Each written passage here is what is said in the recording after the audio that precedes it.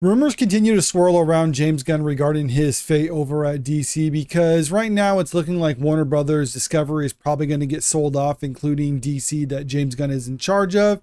And with the way things have been going for him at the studio, it seems unlikely that whoever buys the company would be interested in keeping him on to fulfill his vision of the franchise, especially since the biggest involvements that he's had since he took over have really not been landing well with audiences. But before I really dive into this, if you're new to the channel, make sure you hit that subscribe button. And if you can, leave a comment and hit the like button too, because it helps me out.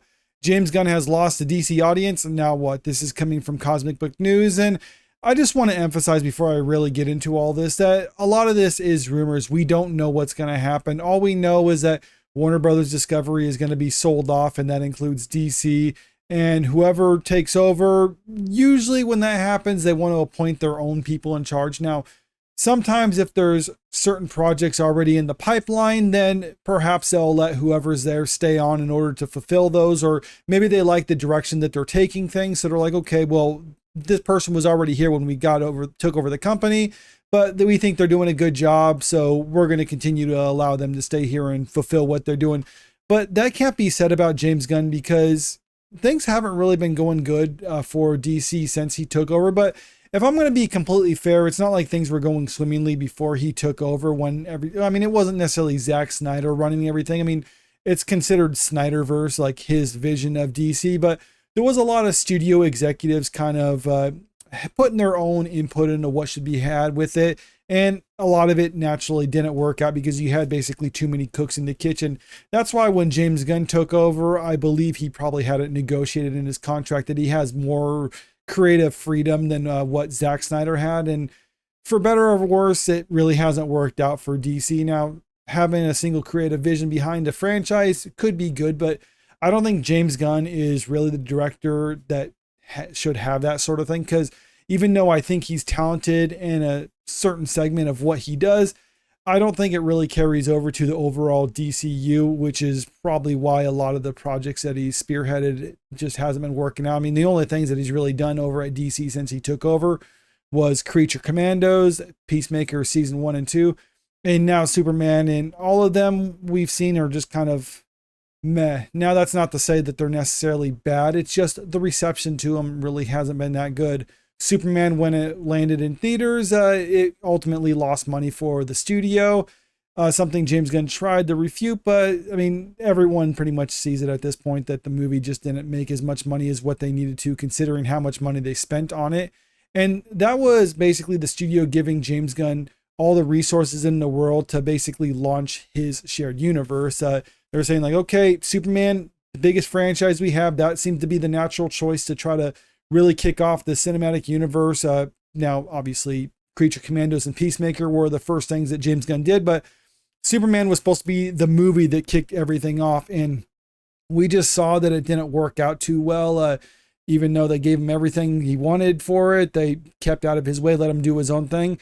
And the reception to it was just kind of okay. I mean, it made over $600 million globally, but considering how much money they spent on the movie, it needed probably at a minimum of $800 million or $700 million. And that's going by their claims of how much they spent on the movie. But realistically, they probably needed to make over $1 billion on that movie. And we saw it just fell short of that.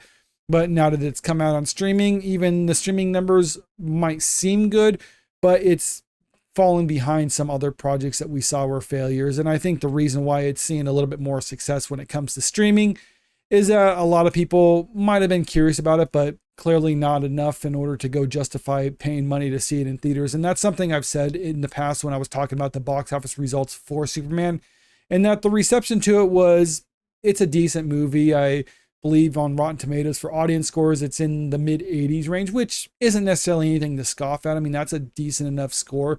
The problem is that when you want to try to get people to come out and watch a movie in theaters, an 80% audience score is basically people saying like, okay, I might check it out when it comes out on streaming, because we've seen time and time again, movies are only going to be out on streaming like a month or two after it premieres in theaters. So they're like, okay, that's not enough to get me to go watch it in theaters, but it's enough to make me interested in checking it out when it comes around. But still, I mean, the streaming numbers were okay, but nothing really spectacular when you see how it's lagged behind other projects that are failures. Now, failures. Could be one of those things that perform better on streaming because people are never going to watch it in theaters, but they might be interested in watching it just to see how bad it is. So it's really hard to gauge how good or bad a movie is or how successful or not it is based off of the streaming numbers, because we've also seen movies like Madam Web, for instance, performed really good when they were put on streaming services. And that's because people just wanted to watch the train wreck. I'm not saying Superman is a train wreck, but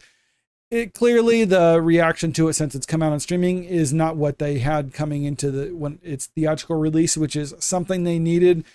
And that's why a lot of people are thinking James Gunn is probably going to ultimately be out at DC once new ownership takes over. Now, who's going to take over remains to be seen.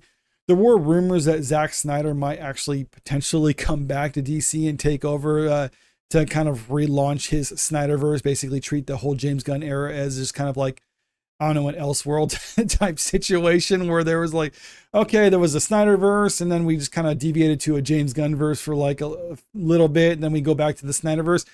Now, I don't think that's going to happen. A lot of those rumors came about because Netflix was reportedly eyeing to buy Warner Brothers Discovery. Netflix has a pretty good working relationship with Zack Snyder since he left DC. So some people are thinking like, well, if Netflix takes over, then maybe Zack Snyder will be given control over DC again. And I think that would be personally funny, even though I wasn't a huge fan of the Snyderverse. I think it'd just be kind of funny if that ended up transpiring. But last I heard, Netflix dropped out. Now, that's not saying if Paramount buys it, for instance, if they could very well put Zack Snyder in charge. But I think if they're going to do anything, they probably would, just find someone completely different, maybe someone less high profile than the two of them. But it does seem like, or at least to me, it feels like Zack Snyder is kind of jockeying for consideration, because in the last week or so, he's been releasing these images on his own Instagram account. This one of Henry Cavill as Superman. Here's one of Deathstroke, something we never actually, I don't believe we saw Deathstroke in any of his movies. I could be wrong in that one, but I'm pretty sure we didn't. Then there's this other Batman one. So it does feel kind of weird that Zack Snyder is releasing these photos right now when there's talk about selling Warner Brothers to some other company. It does, at least to me, feel like he wants like, hey, just consider me, or remember, I'm still over here. If you need a new person to take over for DC, I'm waiting in the wings and I have nothing else going on. Actually, I think he does have some stuff going on, but nothing really super pressing about it. This article from Cosmic Book News is talking right now. James Gunn's slate is almost empty. The only confirmed film he has on deck is Man of Tomorrow, which he plans to shoot next year, the same year his contract expires.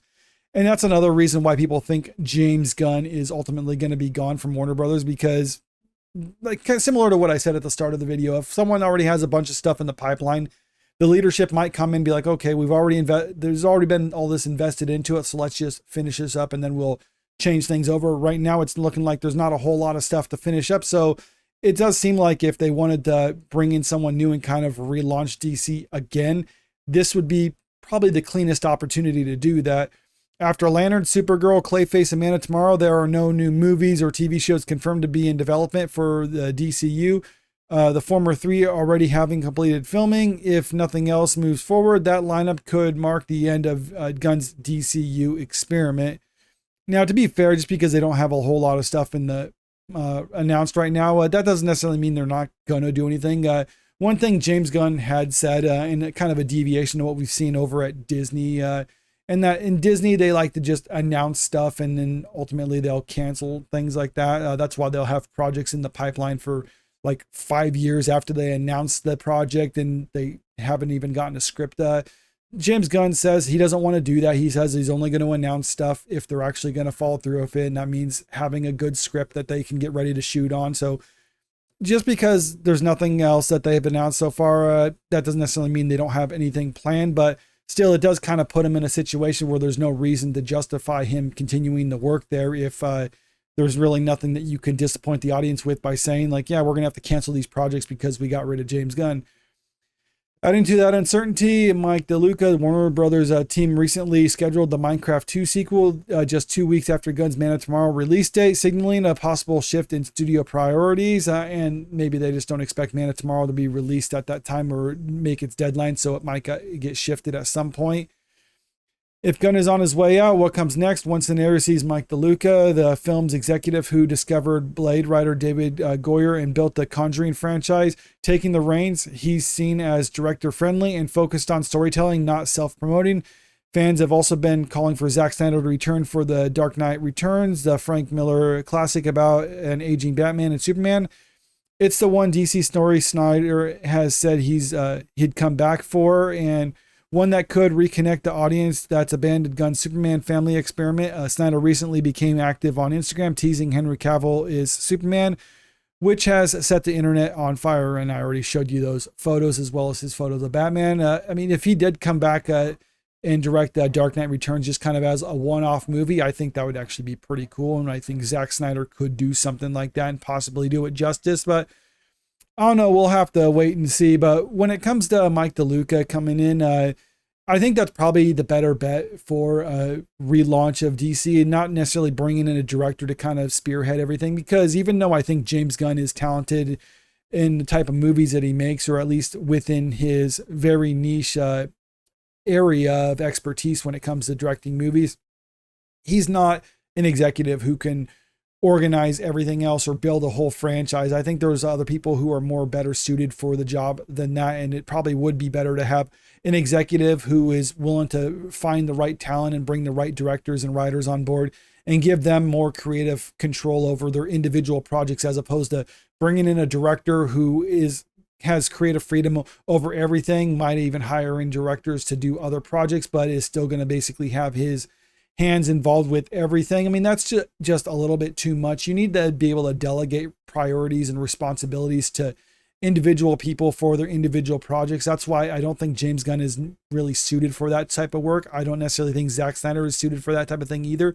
You need an executive in charge of everything like that, who is going to be able to be director friendly and let people do their own thing in order to actually basically produce the best results possible. Basically, you need someone who can hire people for the job, but not micromanage the work that they're doing on a day-to-day basis. And maybe Mike DeLuca is going to be the new person for that. Maybe they're going to keep James Gunn on board. We don't know. Maybe they're even going to bring Zack Snyder on board, either to take over or just direct his solo project. We'll just have to wait and see, but let me know what you think about this in the comment section below. Also, if you haven't already, make sure you hit that subscribe button if you want to stay up to date with the latest entertainment news. And don't forget to hit the like button and share the video out there, because it helps out with the channel. Thank you.